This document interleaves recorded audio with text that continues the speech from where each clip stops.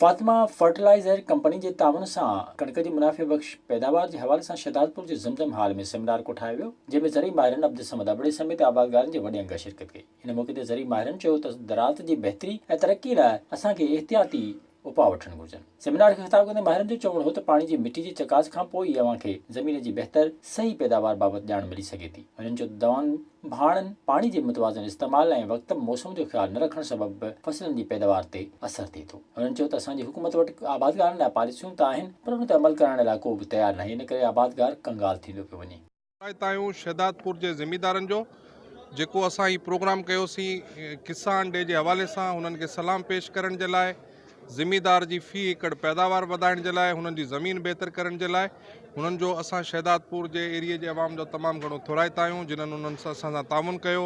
Agriculture extension department, आबादगार board जा वॾी महिरबानी साईं। ॾाढो सुठो इनिशिएटिव वरितो आहे जेको 18 डिसंबर ते हिननि फार्मर्स डे असांजो मुल्क छो जो ज़रई एराज़ी वारो मुल्क आहे ऐं ज़राअत ते वाबस्तु आहे। असांजी GDP में जेको आहे 22% शेयर आहे एग्रीकल्चर जो।